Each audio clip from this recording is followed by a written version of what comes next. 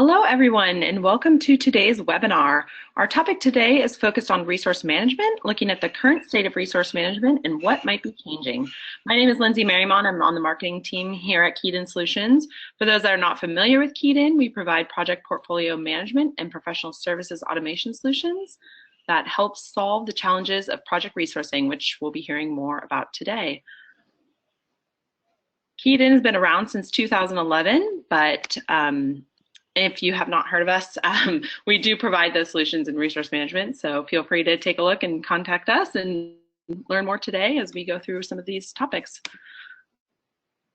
A couple of housekeeping items while we're getting started today, and some people might still be joining. We are targeting an hour-long presentation today, aiming to reserve 15 minutes of that to answer any questions you might have. PDU credit information for this webinar will be provided at the end of the session, so hang on the line and we'll send that information on over to you. Any questions that you do have, please enter them into the question box on the screen, and we'll go ahead and get to those as we get through it. We are recording the session today, and yes, we will be sending the recording and slides when we finished. I'll repeat that. Yes, we will be sending the recording and slides. I know everyone is anxious to get some of those and share with your colleagues, or just watch the event again if you're not able to hear the whole thing, so we will send that out to everybody. This typically happens within a day, so hang tight if you're wanting the presentation. If you don't hear from us before tomorrow at this time, check your spam folders, and if you still can't find it, then you can give us a call. I'm joined here today with Andy Jordan. Andy is the president of Rothensian Consulting and a real project management guru. If you've seen his work around projectmanagement.com, he's featured there quite often. I encourage you to take a look. He's got some good insights. He's also the author of a book, Risk Management for Portfolio-Driven Organizations. Really good stuff and really insightful, so we're lucky to have him here with us today. With that, I'll pass it off to Andy. Take it away. Thank you so much, Lindsay, and thanks everyone for joining us today. So you'll see on the screen, this is what I'm planning to cover. I'm going to tell you something you probably already know, which is the fact that the world is changing, but then we're going to start talking specifically about what that means for resource management. And then most of the presentation, most of the talk is going to be focused on 5 specific areas of change that I think are the most important, and we'll explore each of those in a little bit more detail, and then why we think that that might be relevant. Then I want to make sure that I give you some actual practical advice, and it's all very well giving you a load of content that says here's the theory, but what does that really mean for you and your working environment? So I want to give you a little bit of insight into that. And then before we actually get to the questions, I want to also give you what I've called there a glimpse into the future. I just want to talk a little bit about where I think projects and project management and project delivery is going over the next few years, which is maybe something that you're not going to expect. So look out for that when we get there, because I think that's going to be tremendously important specifically for resource management, which is what we're going to talk about today. There's also going to be a couple of polling questions as we go through, so I'll give you more information on that as we get there, but be ready to share your thoughts, because really interested to hear you on that. So let's start here with the fact that the world is changing. We know the last few years there's been a shift where projects aren't focused anymore on this idea of the triple constraint, delivering on time, on scope, and on budget, but starting to think more about on benefit, the idea of focusing on outcomes, not outputs. Projects aren't done because we really desperately need to have a new product delivered on a certain date for a fixed budget and with whatever features it is. It's because we expect that product, that service, that efficiency, that system, whatever it might be, to improve the quality of business that we do, to make us more effective, more efficient, to satisfy our customers more, whatever it might be. We're about achieving business benefits. That business benefit thing isn't actually stable either. It's not something that we can say, hey, this is what we have to do, and we know we're going to have to do that for an extended period of time. We may find that we have to shift what is necessary. We may find that what we thought was going to be required on day one is not actually going to be relevant until later on, or we may find that what we thought was going to be relevant is no longer relevant at all. So we have to be prepared to adjust and evolve what we're doing, because that's going to be important to deliver what customers need today, not what customers used to need. And that concept of change, of evolution, is a constant. It's driven from our customers, it's driven from our competitors, and of course technology is always evolving, and that's causing us to really think about how things may change. So all of this is coming together to change the idea of what a project is. And that means, of course, that projects themselves are changing. And you can sort of look at this slide almost as sort of two halves of the same thing. Sort of on the left-hand side, we've got what's increasing. On the right-hand side, we've obviously got what's decreasing. But these are sort of in pairs. So I'm suggesting that the amount of change the projects are seeing is increasing fairly dramatically, but the size of individual changes is reducing. We're not looking now to sort of do one or two major wholesale changes to a project. We might find that changes are happening on a daily or weekly basis, but each individual change is much smaller. It's just incremental adjustments to make sure that we're still delivering on benefit, to make sure that we're still aligned with what our customers need or with what the organization needs us to deliver. In order for that change to happen effectively, our resources, our team, needs to be more autonomous. That means obviously more autonomy, as I've said there, but less command and control. The idea of wanting to do a change and then escalating that up through stakeholders and the sponsor to get management approval and then that coming down and being implemented, that's gone. The teams now have the ability to authorize and approve those changes themselves. They become change drivers, and that's obviously a big thing for resources. They have to now have a whole new set of skills and accountabilities. We've got an increasing business focus and decreasing project focus, and that goes back to what I said on the previous slide. Projects are about business outcomes, not project outcomes. We're also going to see more resource turnover and less team stability. We're going to see people focus more on the areas of expertise that they have, and they're not necessarily assigned to a project for the entire duration of that project. They're assigned to a project for the period of time that that specific feature is needed or their particular area of expertise is needed. Then they'll move on to something else. Even if we still need a software engineer or we still need a business analyst going forward, it may not be the same person because there may be a better person assigned for that particular part of the project. We're going to see that happening a lot more. We're also going to see a lot more projects happening, and projects are going to become smaller. This is as a result of this idea of adaptive planning. We're not able to just plan a year's worth of projects and then forget about them. We have to review that list of projects. We have to plan for smaller time horizons, knowing that things will change. So we're going to see a more smaller projects and not so many organizations that have a few very large projects. Communication is going to be driven by our project teams, not by our leadership. So we're going to see the shift to that bottom-up rather than top-down communication. And we're going to see a lot more adaptive planning, evolutionary planning, not just forced, fixed, rigid plans. So that's sort of what I see happening in the world. And I want to get some thoughts as to how you think that's going to impact you. So I'm just about to push the first poll to you. And this time we're going to ask, as you'll see in just a second, how significant of a challenge you think resource management is. And you'll see we've given you a few options there. So Lindsay, I'm kind of thinking that we're not going to have everybody saying, oh, yeah, we got this stuff figured out. It's no problem at all. I'm just here for the PDUs. I think we might see some of the lower options on this. What do you think we might get?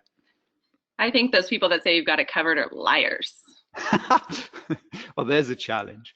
So yeah, yeah. I mean, I think there may be one or two people here are just looking for reinforcement, but yeah, I think you're right, and I do get to see some of the responses as they come in, and I don't think you need to be too worried that people are going to call you out. We're not getting too many people saying, "Oh yeah, it's easy, no problem at all." Yeah, so it's always a challenge and always can be improved upon. So I think we'll see a lot in the sometimes we get it right, other times we need some help.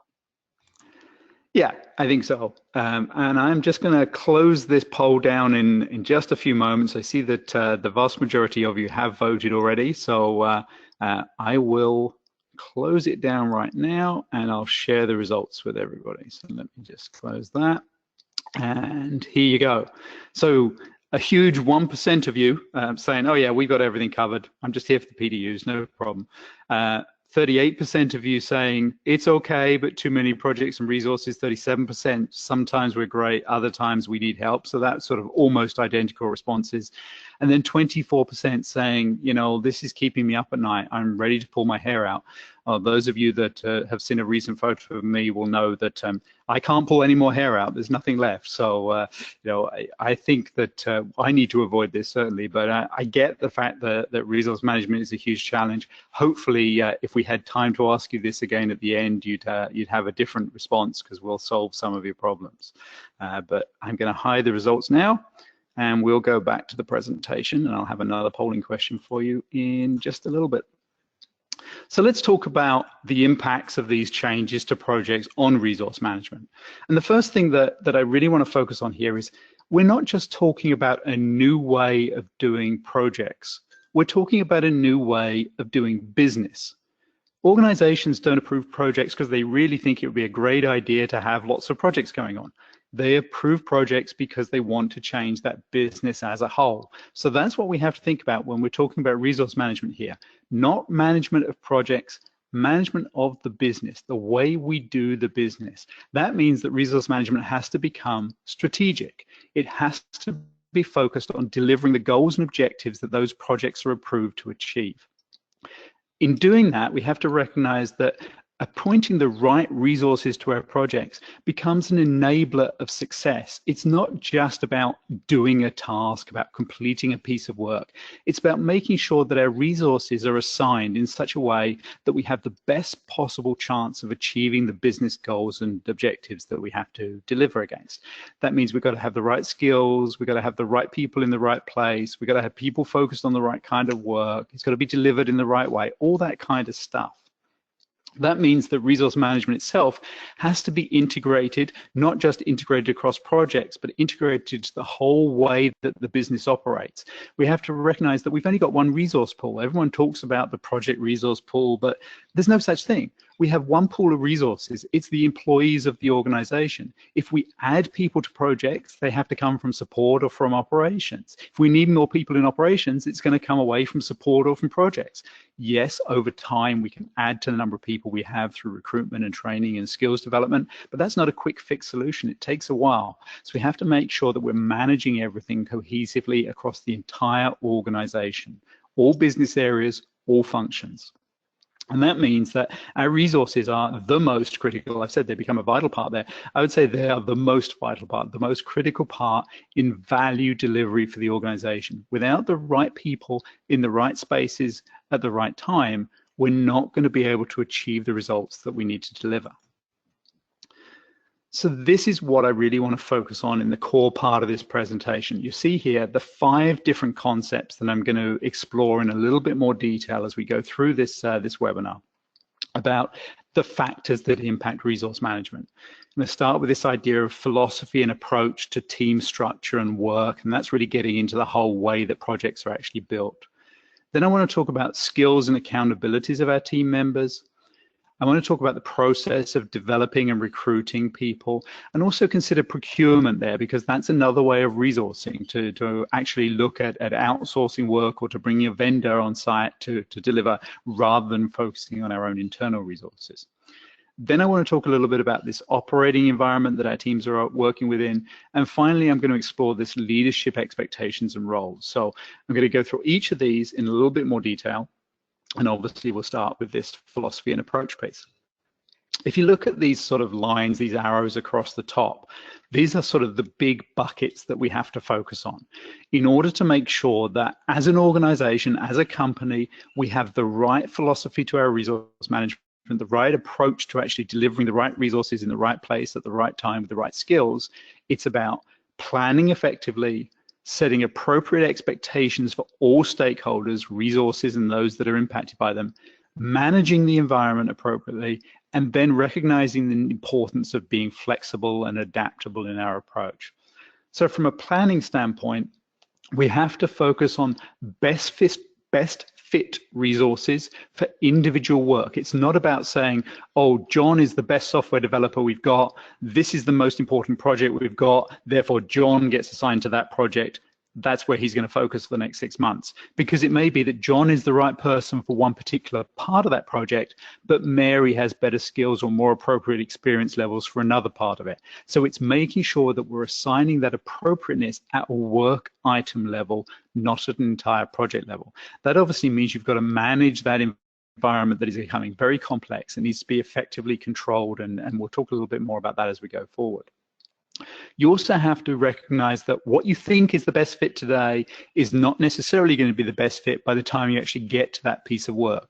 People may not be available, there may be conflicts, it may be that we understand more about the work and somebody else will be a better fit for it. So we have to be able to adjust and adapt our plans with minimal disruption. We may even find that the project that we're focusing our effort on is cancelled or delayed because of something else that's happened within our environment, a major launch from a competitor that's changing our plans, a new opportunity, a new innovation that we've got a chance to take advantage of, and that shifts what we're going to focus on. So we have to be able to adjust our planning, this adaptive planning concept. And then finally, we have to focus on eliminating these single points of expertise. Focus instead on having flexibility and choice. If there is only one person in the organization who has a particular level of experience and skills, that's going to be a problem for us, because sooner or later that person is going to need to be in multiple places at the same time, or worse, sooner or later that person is going to leave and go somewhere else. From an expectation standpoint, this is more about a cultural piece, more about that philosophy element of it. We have to recognize that teams are going to change. We can't set expectations that the team of people who will take part in the kickoff are going to be the same people who see that project through for 3, 6, 9, 12 months. There's going to be shifts, not because people leave or people have to go somewhere else, but simply because the right mix of people is going to change. As the work moves forward, we're going to understand better what's going on as the needs for the project evolve, so there are better mixes of teams to put together. We have to recognize that resources are going to be assigned at this work item level, not the project level, and that has to be an expectation amongst project managers and team members. And we have to recognize that there's not going to be any such thing as a silo. The idea of having people from software development assigned to software development projects, people from finance assigned to finance projects, it's not going to work that way. Silos are not going to survive. The best person for the work is going to be assigned to that work regardless of where they come from. From a management standpoint, this first piece is something that is so easy to say and so difficult to achieve, but we have to make sure we're managing to organizational needs, not individual leader or leadership wants. What people want is not relevant. What people want is not going to deliver success for the organization. It's about delivering what the organization needs to achieve in order to deliver on the goals and objectives. Nothing else matters. So that means, in turn, we have to focus on benefit delivery, not the capability with our current resources. It's not about what is it that we need to do based on what we've got at the moment. Oh, we're missing an experienced business analyst, so we need to add an experienced business analyst. No, what do we need to get across the finish line to deliver the goals and objectives? It may be that we're okay not having an experienced business analyst. We may not need a business analyst at all. We may need something else. Understanding that and managing to that need is what's important. We also have to recognize change is going to happen, so we have to be able to manage change and disruption effectively, minimize the impact of change, not prevent that change from happening, because at the end of the day, preventing change also means preventing the achievement of the goals and objectives. From a flexibility standpoint, and maybe you could argue that all of the stuff I've already talked about is around flexibility, but we have to recognize work's going to change, so resources have to change as well. We have to recognize that resources themselves are going to have to adjust and adapt to different ways of working, and are going to have to work differently from one project to the next, just because that's what the situation requires. And finally, we have to recognize that the goals and approach are not locked. Even though we're focused on those goals and objectives, that doesn't mean it's never going to change. We have to be able to adjust our goals based on the organizational needs, and that has to drive everything going forward. I know that's a lot of content on that slide, but that's really important. This is the foundational piece for everything else. From a skills and accountability standpoint, this is really about making sure that our team members, making sure that our resources have the skills they need to deliver, and they are held accountable for actually delivering on that. So skills, this is fairly basic, fairly obvious stuff. It's about it being able to analyze and come up with creative solutions, solving problems in an effective way. It's about making decisions around the issues that they face, having the skills necessary to understand what's going on and what the appropriate fixes for that might be. and also having that interpersonal skills, the confidence, the self-belief to own the project. That's really a skill set that is maybe underappreciated or undervalued. If we're going to hold our project teams accountable for delivering stuff, we have to make sure that they've got the ability and the confidence to actually deliver on that. From an accountability standpoint, we have to say to our teams, to all of our individual resources and all of the resources collectively, that they own the project-related decision-making. We'll talk about leadership's role in creating that environment later on, but our individual teams have to own that decision-making. We can't just escalate it somewhere else for them to make a decision. If we're going to be effective in this modern world, the teams have to drive that forward. They also have to make sure that once the project work itself is finished, once we've actually got to the delivery phase, that what we hand off to the business unit, to the business owner, to the end user, to the customer representative, whatever it is capable of achieving the business goals. That's our accountability as project teams, not to deliver on scope, on budget, on schedule, but to hand off something that has the best possible chance of achieving the goals and objectives of the organization. On the left-hand side here in this green box, this is really sort of talking a little bit about the split of accountability here. The project manager, the project management team must empower the teams that they work with and the individuals within those teams to develop these skills, to make sure they have the ability to deliver on this. Organizational leadership has to create this accountability. They have to authorize the people in the teams to actually deliver on this, create that environment where they can actually deliver on their accountabilities. The next point, this idea of development, recruitment, and procurement.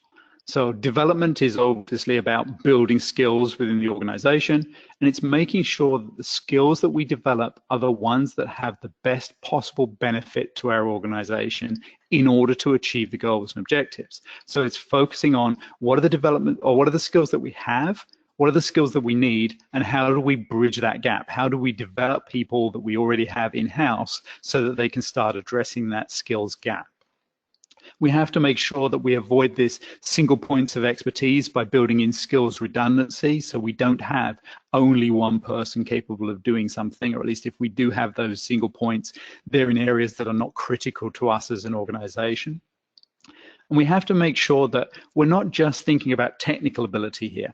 A lot of projects these days involve some kind of IT development, some kind of software development. So there's a lot of focus on technical skills.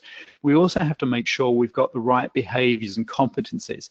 It's not enough to have people with the right skills on our teams. We've got to have people who are comfortable taking accountability, making decisions, driving change for themselves. If they want to work in an environment where they're just executing on a task and being told by somebody else what to do, that's going to cause challenges in a world where the project teams own the solution and actually drive it forward. From a recruitment standpoint, in terms of enhancing our teams on a permanent basis when we're hiring in new people, we have to focus on attitude, aptitude, and flexibility as much as anything else. We have to bring in not just people with the right skills, but people who are going to fit into an environment where our project teams are owning and driving a lot more of what's going on. This means that our whole HR team, our whole recruitment policy has to understand, has to be part of this integrated approach to resource management. They have to understand the environment that they're hiring people into, because it's important to get that personality fit that everyone talks about right. Otherwise, we're never going to be able to deliver the kind of results that we need to. That means that we have to make sure people understand that autonomy and self-organization is an important part of this.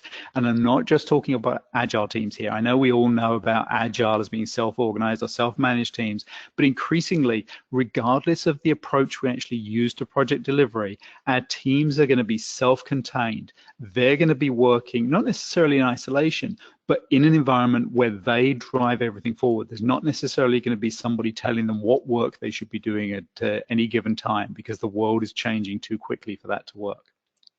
We also have to recognize that today there's longer lead times to get the right people. Any of you who've tried to hire will know it takes a long time to get the right person in-house. If you've recently changed position yourself, the time from when you first started looking to when you actually started in a new position, that can be an extended period. It can be several months, maybe even longer. So we need to make sure that we have to get those right people in early, because it's going to take a while to develop them. The procurement piece of this, we have to recognize that the right solution is not necessarily to hire people in. The right resource may be somebody else's resource. So the idea of buying, hiring people, renting, using contractors, or outsourcing, using another vendor to deliver, has to be considered. We have to think about the value of partnerships rather than just commoditized purchasing. Are we better off looking to assign work on a piecemeal basis to an individual or to a particular vendor, or are we better partnering with a vendor for multiple projects and multiple aspects of those projects? Because then we develop the partnership piece, we have a greater understanding on the vendor's part of what it is that we're trying to achieve. We better understand how we can leverage that vendor most effectively to go forward. There's merits to both approaches, but increasingly partnerships are going to become more important as we go forward. We have to make sure that our contract structures are benefit and goal-based. Increasingly, I expect to see the contractor or the consultant type contract based a lot more on fixed price for service as opposed to hourly rate, time and materials type contracts, because that helps guarantee that the client organization is actually still able to achieve its benefits and goals. It has cost certainty. We also have to make sure that wherever possible, and I know any of you here that are working in a government organization, this is probably something you're going to laugh at, but we have to try and minimize the investment that has to go into administration. Tools these days can handle a lot of the administration work. We can't afford to spend a lot of our available investment budgets in administering contract and procurement, because that's money that will never come back to us. Let's talk a little bit about the operating environment. And I don't just mean the office space here. It's all of these things, and these things are changing rapidly. And everyone talks about millennials when you start looking at these boxes that I've got on the left-hand side. But it's not just a millennial situation. It's about the fact that what is available to us in terms of how we work and where we work today is very, very different than it was a few years ago. The reason why the office space or the cubicle space was developed was because that's where people had to be. To get access to a phone, to get access to a printer, you had to be physically in a space. Even to meet with people, everybody had to be in that same space. That's not the case anymore. People can have as much power in their back pocket as they do in an office environment with a formal desk or a formal office structure. They can work where they want, how they want, when they want, and increasingly they are demanding that. So that's going to change the way that people work. It's going to change the way that work gets done. That does impact the physical environment. We're going to see fewer cubicle farms, more adaptive, collaborative ways of working. But that in turn leads to changes to the culture of the organization, to what is expected. The idea that people can work from home is now accepted by the vast majority of organizations. 10, 15, 20 years ago, it was still unusual. The same thing we're going to see now, where people work from home or coffee shop or work in collaborative pods and then move somewhere else. That's going to become the norm. That's going to be what's culturally accepted in an increasing number of organizations. That in turn is going to drive changes to methodologies and approaches, as is the need to work in a more agile, agile way that's going to bring in new ways of working, new ways of delivering on our projects. And of course, automation and workflow is going to drive that as well. And then the whole employment relationship piece, and I'm not going to touch on this too much now. I'm going to talk about that a little bit more when I start talking about the future a little bit later on, but you'll see that I think there's going to be some fairly dramatic change happening to that. All of this is going to impact the operating environment. All of this is going to change the way we have to manage our resources. So the final one of these 5 pieces, this leadership expectations and roles. And I'm not going to go into all of these details in great depth, because you are going to get these slides sent to you within 24 hours, as Lindsay mentioned. But leadership has to recognize that they have to focus on these 4 core elements: control, accountability, support, and consistency. The control piece is not about controlling individual elements, but it's about monitoring and managing the external environment that the organization is operating within. When it comes to individual project decisions, they have to give up that control. They have to give that accountability, empower the project teams to do the work. They have to try and control that external environment as best they can to make sure that internally we're delivering the things that are going to achieve the best success in that external environment. Accountability, leadership cannot give up accountability for the ultimate business goals, but they have to be accountable also for creating an environment where the people doing the work feel as though they own accountability for delivering their own individual projects. Of course, leadership has to provide support, but that support has to be visible. It has to be active support, if you like. They have to make sure that they are consciously empowering those teams to do the work, consciously supporting them to do it. And of course, they have to provide practical problem-solving support and logistical support where needed. They have to act consistently, because nothing is worse than an inconsistent leader, because then the people working for that leader don't know what they're dealing with. All right, so before I start talking about making it happen and wrap up and hand it to Lindsay, I'm going to ask another polling question for you. So this time, I'm going to ask, let me just find it here, there we go. What's your biggest obstacle? So just push it out now. And I think I know what some of these are going to be, Lindsay. I think probably leadership is going to be a popular choice of people as we go through this, but what do you think we might get? We might have a little bit more distribution on this one. Sometimes it's just not a priority. Yeah. But on other things, we see that a lot too within our customers. Yeah, that's true. I'm hoping that we don't see a huge number of people who are still operating on spreadsheets, but I fear that's probably going to be a fairly popular one as well. So we'll just give everybody just a little bit more time, and then I will close it down. The good news is, Lindsay, that we only have 1% of people who said that they got it covered in the first question, and they were just here for the PDU. So if it's more than 1% on this one, we're already making a difference to people. So, all right, I'm just going to close this and share the results. So there you go. So the good news is we've already made a difference in people's lives, Lindsay, because now 3% of people saying that they've got it covered. So we've converted 2%. Yeah, I know. It's awesome. We're good at this. So 37% of people saying leadership is always changing direction. 31% saying, well, we'd like to, but just not a priority right now. 18% still operating on spreadsheets. Sorry, guys, I know it's painful, but Lindsay has some much better options for you, which she'll talk to you about in just a second. And 11% saying, no one's taken initiative at this point. So fair enough. All right, let me get rid of that. And I'm just going to wrap up my slides, which might scare you a little bit before I hand off to Lindsay. So let's talk a little bit about making it happen. The right-hand side here, this is fairly standard. You've seen this a million times before in these words or something similar. You've got to commit, you've got to invest, you've got to support, you've got to validate that you're achieving what you thought you were going to achieve, you make adjustments as necessary, and then you evolve so you can start that circle again. There's nothing revolutionary on the right-hand side there. What I want to focus on here is on the left. Understand modern resource management is not going to happen overnight. These are dramatic changes in most of your organizations. This idea of empowering project teams to deliver and managing those resources to deliver on that accountability is something that is dramatic for a lot of organizations.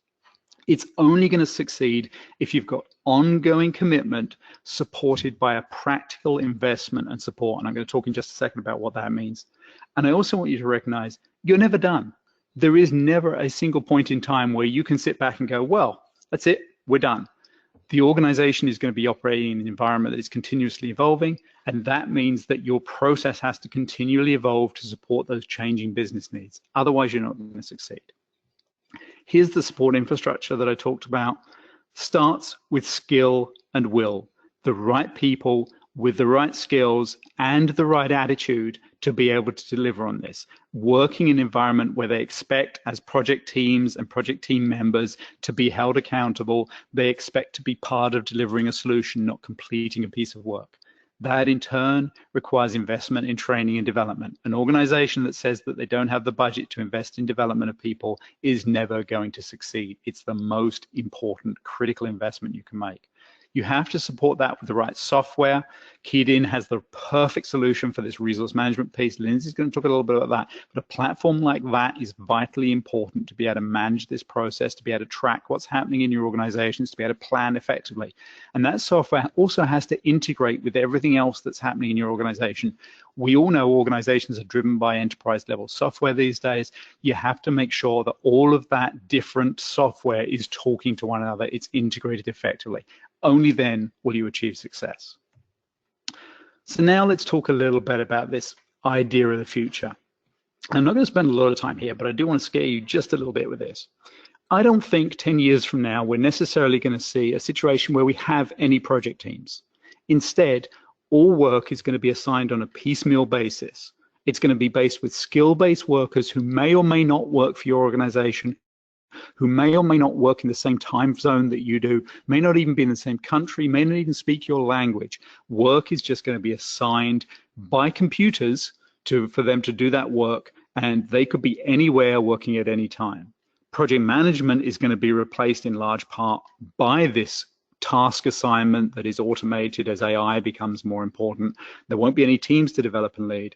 And I don't think there's going to be any projects, because this idea of continuous delivery that we're already seeing in software development with the Agile and DevOps piece coming together is going to become even more popular in even more industries. We're not going to have this artificial bundling of functionality into a project release. We're just going to release it as soon as we go.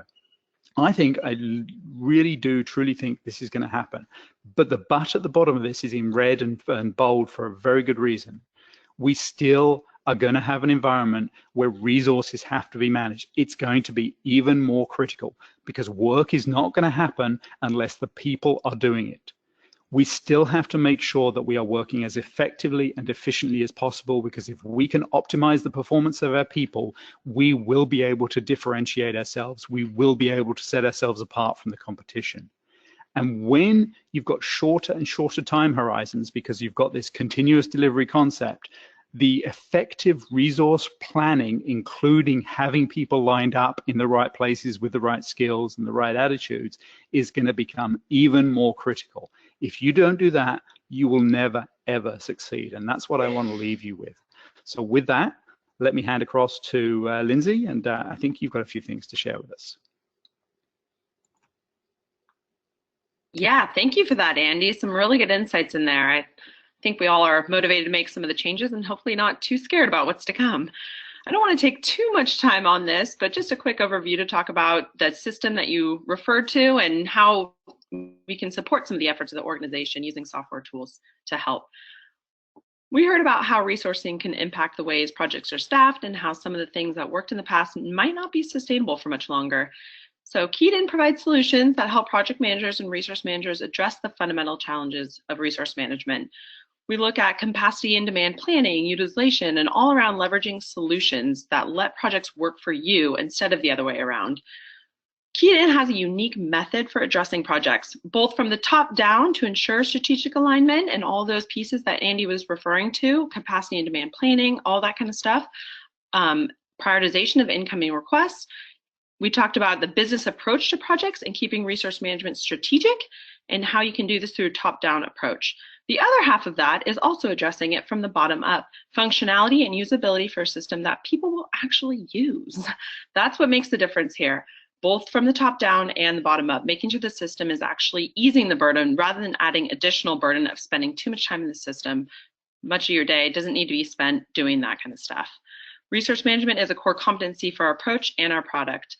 Let's take a look at some of the ways Keyed helps with our resource management solution specifically. The next slide. These are just a few of the areas we support the ever-evolving resourcing needs. We know it changes. We know we're always getting better at it, but some of the ways we can help organizations is through capacity and demand planning, like we said, the centralized resource inventory. Andy talked about addressing best fit resource assignments. It's a lot easier when you can see what resources you have and which ones you want to assign to certain projects, addressing utilization issues, what if scenario planning and modeling to address some of those potential changes and adapting to the plans and concepts as needed throughout the course of the project. And of course, through reporting for that top-down visibility and communication, as well as the need for bottom-up and execution metrics. On the next slide here, you can see Keyed supports hundreds of customers around the globe. Here's a few of them have nice things to say about us. Just a couple of our customers here, but there's definitely a lot we can offer, and we'd love to show you more. If you're interested, please let us know. We got a quick little poll here. If you're interested in a demo, just let us know, and we'll be happy to set that up. And just launching that now, and I'll leave that up for a little while. So if you do have an interest in learning a little bit more about Keyed In, please let us know, and we'll capture all that information, and Lindsay and her team will follow up afterwards. I'm just going to leave that that live for a little while. And while we're doing that, Lindsay, we do have a whole bunch of questions already. So I'm just to remind everybody, if you do have any questions, please enter them into the question tab. I'm not sure whether we'll get to everything, but we will certainly try to get to as many as we can as we go through this. And anything that we don't answer live, we will capture the question still, nothing will be lost. And I'll work with Lindsay afterwards to make sure that we provide you a written response. So if you got any questions, if anything that I said didn't work or scared you or concerned you or you violently disagree with, please let us know, and we will get responses to you as quickly as we can, and certainly get to as many as we can in the next sort of 15 minutes or so that we have left. I see some of you raising your hand in the GoToWebinar console. Don't actually have the live audio Q&A, so if you've got a question, if you type it into the questions panel, please, and that way we'll see it and we'll capture it that way. So don't raise your hand, actually type it into the GoToWebinar question panel, please. So first question that we've got here, and this one I think is absolutely critical and something that a lot of organizations are struggling with, Lindsay. The question is from Michael, and he's saying, how do the resource changes that we've talked about in this session impact Agile? Agile is really based on this idea of a team approach, and I'll actually go further and say that one of the tenets of Agile is this idea of stable teams. And obviously I've spoken a lot about teams that aren't necessarily going to be stable going forward, that we're going to see an adjustment here. I actually think this is a really important thing and something that a lot of organizations are going to struggle with. I think that we have to recognize that Agile as a project delivery approach is becoming increasingly more important to organizations. The idea that it's something niche that works in software delivery and nowhere else, that doesn't work anymore. It's being used in multiple different areas for multiple different types of business critical projects. At the same time, traditional waterfall-based projects are also going to be becoming more small a Agile, if you like. This idea that we're going to be having more changes to projects, that we're going to be able to have situations where teams have to adjust, teams have to resolve and analyze differences. That requires a much more Agile approach to analysis and decision making and all that kind of stuff. So the definition of Agile itself is becoming diversified. We've still got things like Scrum, which is not the same as Agile, but it's an Agile technique. This idea of a project methodology, for want of a better term, I know that's not quite the right term, but the idea of a project approach that is based on Agile principles is still going to exist. And the idea of stable teams there makes a lot of sense, because the teams need to be empowered, they need to be self-organized, they need to be able to rely on one another. That's going to remain fairly constant for a little while, but over time we're going to see less and less stability there, simply because we can't afford to invest in having people in the same teams for an extended period of time if they don't all have the same contribution to make. There's a number of ways we can handle that. One is potentially to shorten the length of Agile projects, to have fewer sprints involved or fewer iterations involved in a project.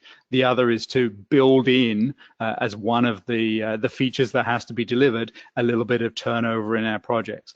But it's going to be critically important to make sure that we have that ability to have turnover with minimal disruption in all of our project teams.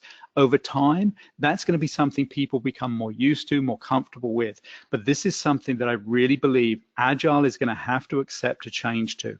The idea of stable teams makes a lot of sense when you're getting used to Agile, when you're learning to adapt. But as we go forward, it's going to be a cost that organizations cannot afford to keep implementing on themselves. I know that's not necessarily going to be a popular response with some of the Agile purists, but it's something that I truly believe.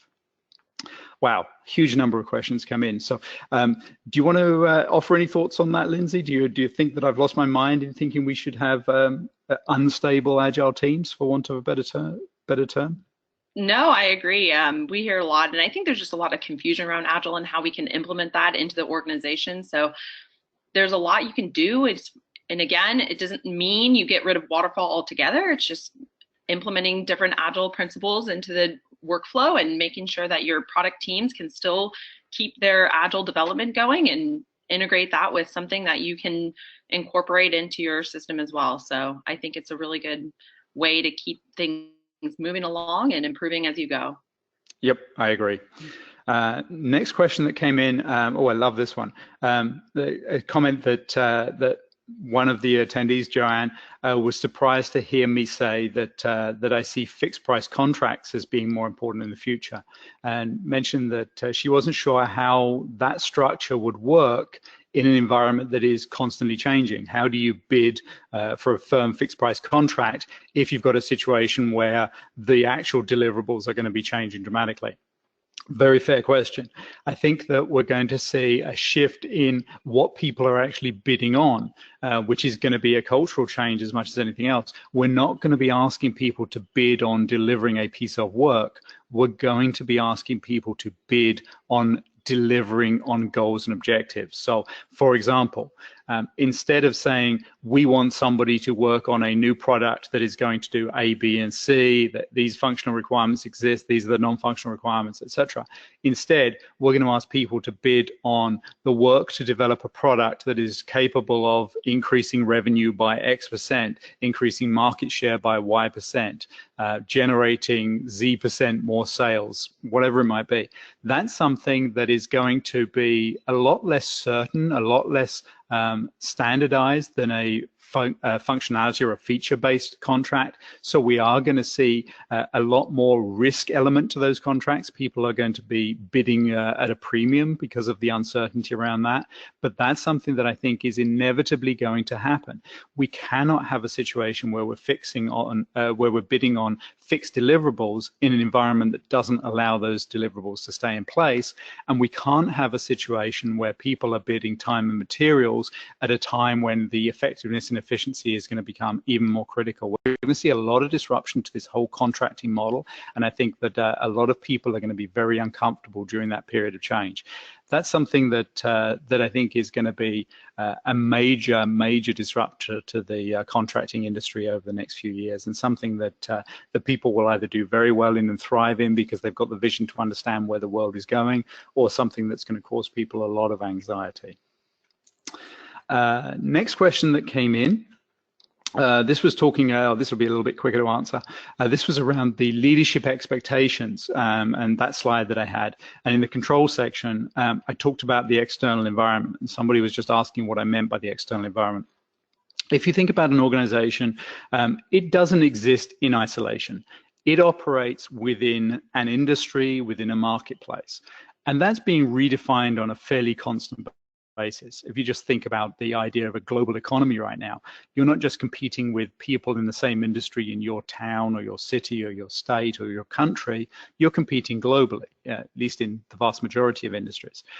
The environment that you operate within is being influenced by all of those different competitors, by all of the customer expectations, and by technology innovations and technology changes that are happening.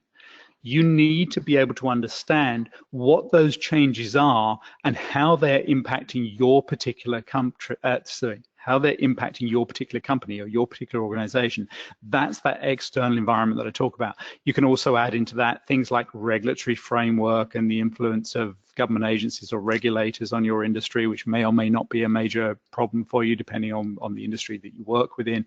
But it's essentially everything that's happening beyond the walls of your organization, and in particular, how those changes are influencing you and your ability to achieve results. I hope that makes sense.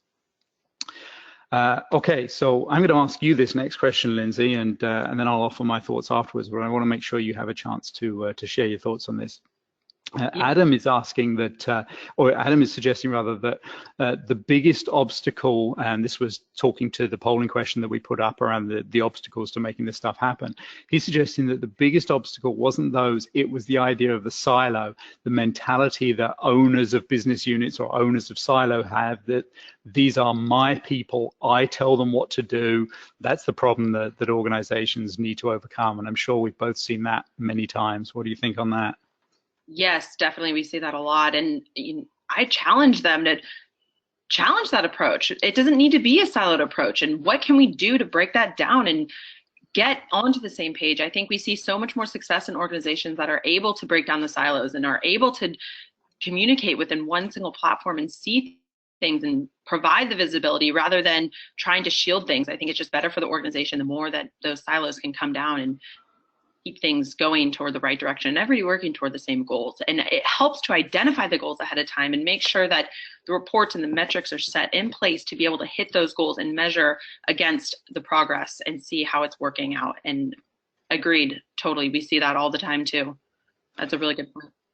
Yeah, absolutely. And I think the real key to breaking down those silos is creating a leadership environment where people are actually rewarded for the good of the organization, not the good of the team. I've seen so many times where I've been part of strategic planning or annual planning with organizations and trying to help them through that, where the CEO will sit there and say, okay, this year we're focused on revenue, we're focused on market expansion, we're looking to grow the business, and says all these right things and tries to approve projects to do that. And then we'll say to their chief operating officer, okay, you need to reduce costs by 10% this year. Well, what's the COO going to focus on? They're going to focus on cost reduction and efficiency and effectiveness initiatives, not necessarily on supporting the whole product and revenue and market expansion concept that the CEO has made a big deal about. If you're going to say, this is where we're focused, then you have to also be prepared to say, as a result of that, areas of the business that aren't core to that will get a break for the next 12 months. So COO, you don't have to focus on reducing costs down further. Doesn't mean they can go out of control, but we need you to commit that the money, the projects that you would otherwise have spent on efficiency can be diverted elsewhere. That's the only real way we're going to break down silos, because people will always act in their own best interest. And if their best interests or the interests of the department are different to what the organization says, we're never going to make any progress. So that's something that that is critical to making this stuff happen.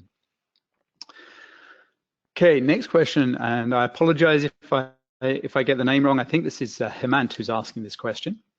And this is saying, how is resource management different when it's done at the overall organizational level as compared to when it is done at a portfolio or program level? I think that there's two elements to that we really have to focus on. The first is this idea that there is only one resource pool. If you start looking at it from a portfolio level even, but certainly at a program and a project level, then you start to think of the project resource pool, the pool of resources, the subset of resources, subset of employees who are assigned to project work. We can't look at that in isolation because it takes so long to change the number of people, to change the skills that we have available to us. Training and development and recruiting are long-term elements. Then in the short to medium term, when we make a change to project resourcing, we're also changing support resourcing and operational resourcing and vice versa. So we have to look at that as a full employee-based picture of what's going on with our resources, because that's how we're going to impact them when we make changes. The second piece of that is that we have to look at resource planning and resource management as a strategic whole organization element, because it's not just about project delivery, whether that's being managed from a project, program, or portfolio standpoint. It's about the skills and the capability that the organization has. HR has to be part of that process because they have to be involved in promoting and advertising positions and recruiting people in and working with partner organizations, placement agencies and recruitment agencies. We have to make sure that procurement is part of that process because they'll need to supplement with contract and vendor resources. We have to make sure that the learning and development or training and development functions are part of it because they're going to be focused on increasing the skills piece. Finance obviously has to be part of this because resources are our most expensive asset, and when we make changes there, it requires a commitment to investment, and that should be the first dollars that we spend. So we have to look at that holistic enterprise-wide perspective in order to make sure we're actually getting what we need out of it. If we only look at it from a portfolio standpoint even, then we're already looking at it through a project-focused lens, even though the portfolio is still a business function. I hope that makes sense. So here's a question from Carol, Lindsay, that I think might be something that you can speak to in what you see with clients, and then I'll offer my thoughts as well. Carol's asking, in your experience with the client base, do you find clients are realizing that what you're saying as a new and evolving truth, or do you believe that we're proposing something that is a leading edge practice? Do you think that we're getting buy-in already to this, if you like, or are we still sort of at the scary bleeding edge? We do see a lot of hesitation to adopting some of these principles. I think it takes a lot of internal buy-in and engagement, and almost kind of a proof of concept type thing, where once they see results and once they see success doing some of these things, then it creates more buy-in to be able to go and do more of it and build that repertoire within the company to be able to get everybody on board to do this. But it's true. It takes an entire organization-wide shift and mentality shift to be able to commit to something like this, and making sure that resource management is at the front of planning and making sure that it's part of the mindset of the organization to be able to do it successfully. It's a very difficult thing to be able to execute on. Yeah, absolutely. And I would just supplement by that by saying that certainly elements of what I spoke about today are seen as a new and evolving truth, to use Carol's words. That's something that there is a recognition that they need to move to teams that are more empowered. They need to move to a model that allows for business agility, for the ability to adjust and adapt to solutions that are being put in place. But at the same token, some of what I talked about is certainly, not just bleeding edge or leading edge, but wild and woolly in some people's minds. And what I talked about at the end there about this idea of within 10 years, we may not have project teams, project managers, or even projects. I actually, I gave a 45-minute presentation just about that last September in San Francisco, to a technology audience, technology-focused audience who maybe would be a little bit more accepting of some of that. And judging by some of the reactions there, that's still something that that people have not necessarily bought into that concept yet. And I get it. That is a little bit out there. I mean, we could talk a lot if we had more time as to why I think that's going to happen, but recognize that some of what I've sort of presented today is a view of the future that is still a long way off. A lot of what I've talked about today, the leading edge organizations, the more progressive organizations are already investing in, they're already focusing their time and effort on that kind of stuff. So in that regard, it's nothing that's sort of scary new. I did promise that I would give everybody the information on the PDU, so I will do that in just a second before we wrap up. I know there are some questions that that we didn't get to, but we have captured all of that. We'll get to as many responses as we can within the next little while via email. But there's one other thing that I did want to mention, Lindsay, for your benefit, because I think this is really important, and I'm just going to read it out exactly as it is. It's a criticism of your final polling question. It says that you need an option 4 on that last polling question, which was about the demo of Keyed In, and that option 4 is, we have seen Keyed In and we like it. So there you go. Next time you do this, you've got to include that as an option. Yes, will do. Thank you. See, that's a criticism you don't mind taking. All right. So the only thing left for me to do now is to put up the thank you slide, but then also to give you the information on PDU. So this is a self-reported PDU. This is a PDU that you just claim through the CCRS section on the PMI website, and this will be eligible for 1 PDU in that digital or online category of the education section, and this is going to fall under the technical project management part of the talent triangle. So technical project management, this information will be included in the email that is going to be sent out, and as Lindsay mentioned, you should get that within 24 hours of the conclusion of this. So with that said, Lindsay, thank you so much for hosting this today. It's been a wonderful session, and I'd like to thank everybody for attending. Lindsay, I don't know if you have any final words for everybody. Nope, just thank you, Andy, for your insights. That was really good information today. We really appreciate you taking the time and answering all these questions. Really good stuff. Great. Thanks, Lindsay. Thanks, everyone. Have a great day, and join us again for the next webinar very soon.